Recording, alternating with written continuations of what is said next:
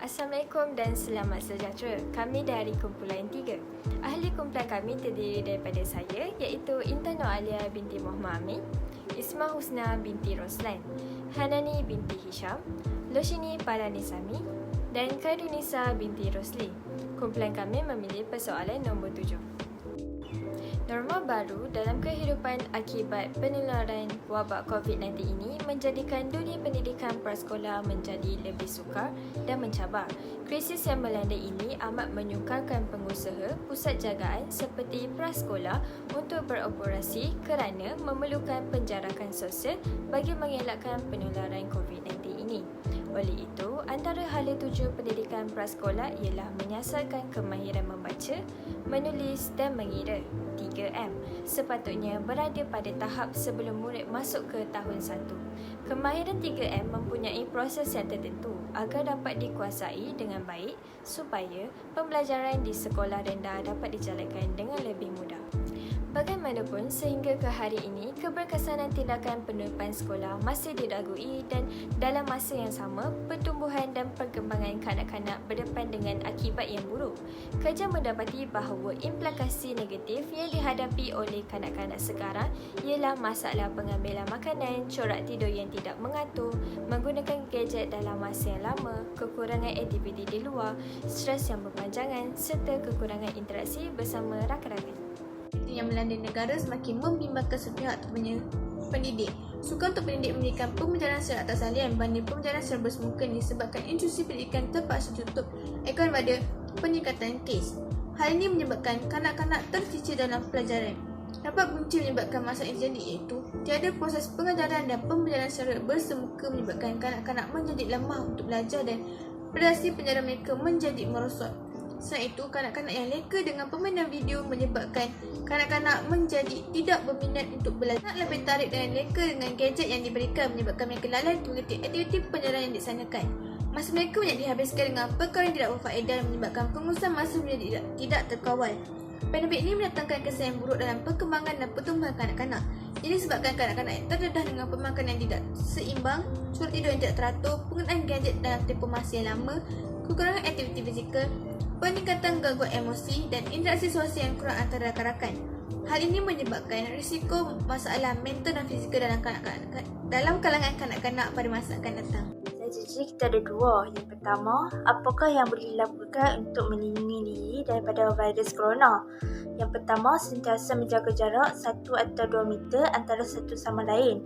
Yang kedua, pastikan mencuci tangan menggunakan sabun ketika menyentuh barang atau berada di luar. Yang ketiga, hindari berjabat tangan atau memeluk orang. Cukup menunjukkan tanda hormat iaitu letakkan tangan di dada atau tunduk hormat. Yang keempat, hindari daripada tempat yang sibuk. Yang kelima, jangan menyentuh mulut, mata, hidung menggunakan tangan yang kotor. Pastikan membasuh tangan sebelum menyentuh. Strategi kedua, cara untuk kekal lama di rumah. Menyediakan ubat-ubatan yang penting seperti demam, batuk, sesemak atau ubat lain-lain. Yang kedua, membeli makanan yang tahan lama. Elak membeli makanan yang cepat busuk atau tari rumput yang singkat. Yang ketiga, membuat pengaturan demikian rupa dalam rangka merawat anggota keluarga yang sakit tanpa menularkan diri sendiri. Contoh, membuat bilik kuarantin jika terdapat ahli keluarga yang sakit. Keputusan yang boleh dijadikan sebagai amalan pencegahan jangkitan COVID-19 dalam melibatkan mesyuarat dan latihan kaki tangan dapat mengurangkan mesyuarat fizikal, terutamanya yang tidak diperlukan. Hal ini demikian kerana mengurangkan kadar jangkitan yang tinggi. Selain itu, mengendalikan mesyuarat melalui atas talian dapat menjalankan perjalanan dengan lebih efisien tanpa aktiviti berkumpul. Akhir sekali, sekiranya perlu mengadakan mesyuarat atau latihan tidak dapat dikendalikan secara terteliam, perlu diambil kira dengan cara menjaga tempat duduk sekurang-kurangnya 1 meter. Kedua, elakkan aktiviti yang memerlukan kontak fizikal. Seterusnya, yang ketiga, kaki tangan dinasihati supaya berkumpul dan tidak berbual. Salam sejahtera. Berkaitan dengan soalan COVID-19 ini, pendidik perlu bijak menangani isu ini secara berhemah.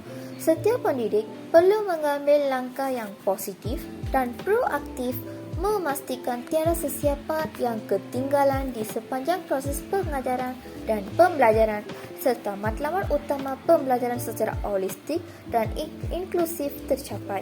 Norma baru dalam kehidupan semasa COVID-19 yang melanda dunia, khususnya dunia pendidikan, menjadi lebih tercabar dan sukar. Kebalur yang melanda ini menyukarkan pendidik untuk beroperasi. Penjarakan sosial yang menjadi norma baru bagi menyalahkan penularan COVID-19 ini dilihat sebagai suatu perkara yang sukar dilaksanakan di semua prasekolah, terutamanya di Tadika Seri Gemilang. Oleh itu, semua pihak mengalami perubahan ketara norma kehidupan semasa dan selepas COVID-19 ini berlaku. Mahu ataupun tidak, segala tindakan dan cara kita hidup pastinya perlu berubah mengikut keadaan yang berlaku. Sama-sama kita berganding bahu untuk melawan virus ini. Itu sahaja daripada saya. Sekian, terima kasih. Sekian, itu sahaja daripada kami. Terima kasih, bye-bye.